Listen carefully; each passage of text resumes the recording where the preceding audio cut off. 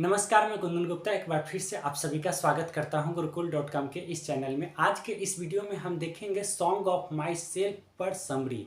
और यह समरी जो है 12th क्लास जो इंग्लिश है, इंग्लिश का सेकेंड चैप्टर पोइट्री सेक्शन का है। और यह जो है आज बहुत ही अच्छा तरीका से देखेंगे इसका सारांश।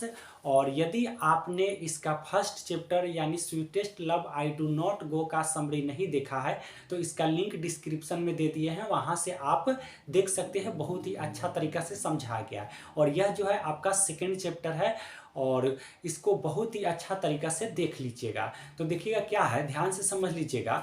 कह रहा है कि the poem song of myself has been composed by the poet Walt Whitman. यानी जो कविता है सॉन्ग ऑफ माई सेल्फ वह किसके द्वारा कंपोज किया गया है, तो वाल्ट व्हिटमैन कवि के द्वारा बनाया गया है, लिखा गया है। याद रखिएगा, कंपोज शब्द का प्रयोग सिर्फ कविता के लिए करते हैं और रिटन शब्द का प्रयोग बाकी जो भी पोइट्री सेक्शन को छोड़कर प्रोज सेक्शन के होंगे उन सभी के लिए करेंगे।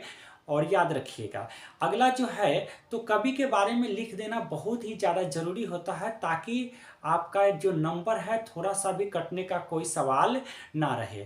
ही was born in 1819 in America. यानी इनका जन्म 1819 ईस्वी में हुआ था।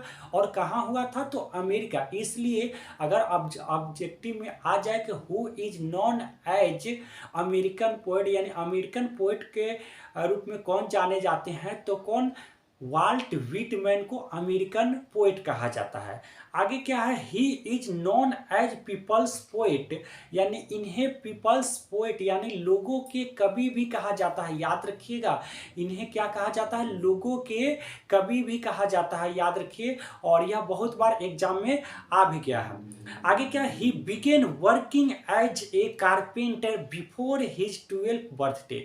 यानी इन्होंने अपना काम की जो शुरुआत किया तो वह 12 साल के तक, यानी जब तक यह 12 साल के नहीं हुए थे उस समय तक इन्होंने कारपेंटर का काम किया था। कारपेंटर समझते हो ना, जो लकड़ी जो बढ़ई मिस्त्री होते हैं और लकड़ी का जो ठोक पीट करते हैं और ये सारे जो चीज़ जो करते हैं उसे कारपेंटर, तो कारपेंटर के रूप में इन्होंने काम किया था। आगे देखिएगा इनके बारे में क्या है कि Walt Whitman's poetry all of which is collected in Leaves of grass.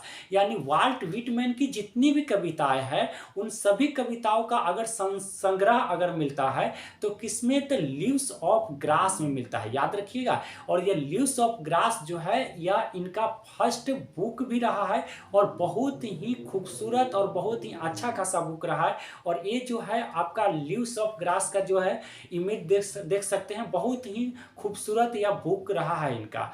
आगे क्या है, Whitman first published it at his on expense इन 1855। यानी पहल का जो कविता जो किताब जो लिखे जिसका नाम है लीव्स ऑफ ग्रास, यह जो है कविता और ये जो बुक जो है इसका प्रकाशन जो स्वयं के खर्चा से किए। यानी क्या होता है, कवि और लेखक के लिए अगर किताब अगर आप निकालिएगा तो उसमें क्या होता है कि सरकार सहयोग देती है, लेकिन सरकार इसमें कोई सहयोग नहीं दी थी। और 1855 ईस्वी में इन्होंने अपने खर्च से इस किताब का प्रकाशन किया था। आगे जो है उसको देख लीजिएगा। अब जो है इनके बारे में हो गया और यहाँ से जो है कविता के अंदर से चलेंगे, इसलिए आप अच्छा तरीका से लिख लीजिएगा और यहाँ से पैराग्राफ आप चेंज कर दीजिएगा। और मैं आपको बता दूं कि ये पॉइंट देकर यानी तीर का निशान देकर अलग अलग इसलिए किया जाता है ताकि आपको एक याद होने में बहुत ही आसानी हो और साथ ही साथ शब्दों को समझने में बहुत ही ज़्यादा सहयोग मिले। आगे क्या है, in this poem the poet celebrate himself and sings for the self. यानी कि इस कविता में जो कवि है वह सेलिब्रेट करते हैं। तो किससे सेलिब्रेट करते हैं, स्वयं से उत्सव मना लेते हैं और साथ ही साथ खुद के लिए गीत गा लेते हैं। यानी किसी और से कोई मतलब इनको रहता नहीं है, स्वयं के लिए गीत गाते हैं और आप दूसरे से कोई ज़्यादा मतलब यह रखते नहीं हैं। आगे देखिएगा, यह फर्स्ट लाइन का भी है, इसको देखिएगा।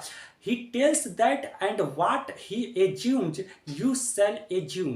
यानी वह कहते हैं कि क्या हम जो मानते हैं वह आप भी मानोगे। यानी वजह यही है, ये कह रहे हैं कि हम जो मानते हैं ना वह आप भी मानोगे, क्योंकि अगर व्यक्ति को खुश रहना है तो वह व्यक्ति को स्वयं से खुश रहना चाहिए। क्योंकि अगर आप दुनिया के बारे में अगर सोचिएगा तो दुनिया आपको ज़्यादा हंसाने से ज़्यादा रुलाने पर लगी रहेगी। आगे क्या है, because every person of blood is the same. यह कह रहे हैं कि जो मैं सोचता हूँ वह आप भी मानोगे। वजह यही है कि प्रत्येक शरीर का जो कतरा कतरा जो खून है और प्रत्येक शरीर जो निर्माण हो रहा है एक ही मिट्टी से हुआ है। यानी हमारा शरीर और आपका शरीर और दुनिया में जितने भी लोग हैं उन सभी मानव का शरीर का जो मिट्टी है वो मिट्टी तो एक ही है, साथ ही साथ ब्लड भी एक जैसा है। यानी कहने का अर्थ है कि ब्लड का जो रंग होता है वह रंग लगभग सबका एक ही है। इसलिए कह रहे हैं कि दुनिया में जितने भी लोग हैं वह एक जैसा है, इसलिए हम जो मानेंगे ना वो आपको भी यह मानना पड़ेगा। आगे क्या है देख लीजिएगा, आगे क्या रहा है कि so he is no differ from other person. इसलिए वह जो है दूसरे से अलग नहीं है। वो कह रहे हैं कि हम और आप एक ही हैं, क्योंकि एक ही मिट्टी एक ही जो है कतरा कतरा जो खून है सबका रंग जो कलर है वो रेड कलर का ही है। इसलिए हम आपसे कभी भी यानी अलग नहीं है। Further he says that I wander and invite my soul। यानी आगे वह कहते हैं कि मैं इधर उधर भटकता हूँ और मैं अपने आत्मा को आमंत्रित करता हूँ। किसको आमंत्रित करता हूँ? तो आत्मा को आमंत्रित करता हूँ। और भटकते हुए आगे क्या है, he is 37 years old and he hopes that remain healthy till death. यानी कह रहे हैं वो अपने कविता में, कविता आप अगर पढ़े होंगे तो आप जानेंगे। और मैं इसके कविता को भी पूरी तरह से लाइन बाय लाइन एक्सप्लेनेशन का इंग्लिश टू हिंदी लाऊंगा। इसलिए यदि आप इस चैनल पे नए हो तो चैनल पर कर लेना सब्सक्राइब, बेल आइकन में प्रेस कर लेना, ताकि जो भी मैं वीडियो बनाऊंगा उसको नोटिफिकेशन आपको तुरंत मिल सकेगा। और दोस्तों को भी शेयर कर दो ताकि दोस्त भी इस चैनल से पूरी तरह से जुड़ जाए, पूरा तरह से तैयारी हो सके। तो ये कारण है कि जो मैं जो हूँ ना पूरी तरह से वह 37 ईयर्स की, यानी जिस समय कविता लिख रहे हैं उस समय उनकी एज कितना है तो 37 साल है। और वो कह रहे हैं कि मरते दम तक, जब तक मैं मरूंगा नहीं उस समय तक मेरा जो शरीर है पूरी तरह से हेल्दी रहेगा। यानी वह आशा करते हैं कि जो मैं जो होऊंगा ना पूरी तरह से स्वस्थ रहूंगा। कब तक? तो मरते दम तक। तो ऐसा तो आप सोच सकते हैं, लेकिन यह होता नहीं है। आप जब आपकी उम्र हो जाएगी, जब आप ज़्यादा अधेड़ उम्र के हो जाओगे तो उस समय आपका जो शरीर जवाब देने लगेगा और आप पूरी तरह से हेल्दी रह नहीं सकते हो। लेकिन ये अपने आशा के तहत यह बोल रहे हैं कि मैं मरते दम तक काम करते रहूंगा और पूरी तरह से इसी ताकत के साथ मैं लड़ूंगा।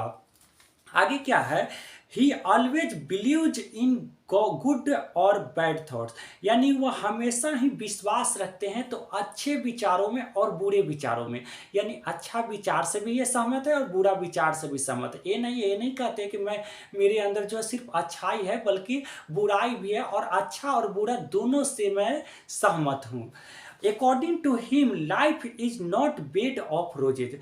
यानी उनके अनुसार क्या है कि जो व्यक्ति का जो जीवन जो है ना वह लाइफ बेड ऑफ रोजेज नहीं है, यानी फूलों की सेज नहीं है। अगर आपको अगर पूरी तरह से जिंदगी मिला हुआ है तो आप अगर सोच लीजिएगा कि पूरी तरह से हम आराम से बिता लेते हैं, तो ऐसा आपके साथ हो नहीं सकता है। It is mix of hardship and happiness. यह कठिनाइयों और खुशियों का मिश्रण है। यह किसका मिश्रण है?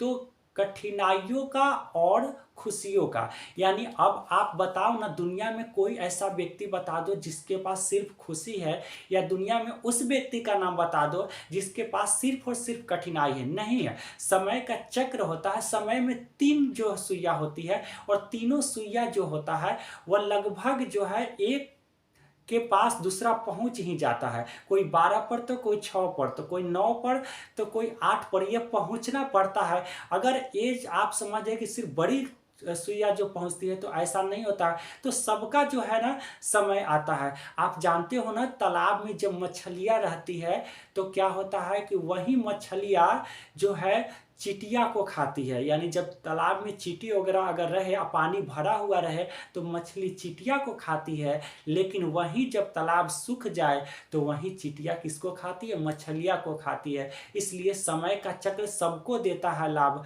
और सबको हानि से गुजरना पड़ता है।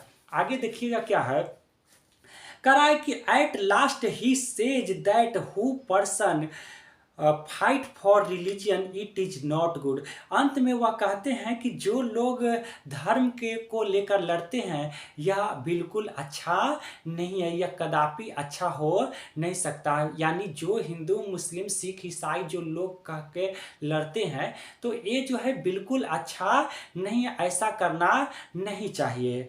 So always be happy and should make other happy. इसलिए वह कहते हैं कि आप इस सिद्धांत से जिए जिससे आप खुद खुश रहे और दूसरों को भी खुश रख सके, क्योंकि यदि आप पहले खुश नहीं रहिएगा तो दूसरों को खुश रख पाइएगा नहीं। तो यहाँ तक आपका वीडियो समाप्त हुआ, और यदि आप इस चैनल पे नए हो तो चैनल को कर लो सब्सक्राइब, बेल आइकन को भी प्रेस करो ताकि जो भी वीडियो आएगा उसका नोटिफिकेशन आपको तुरंत मिल सकेगा।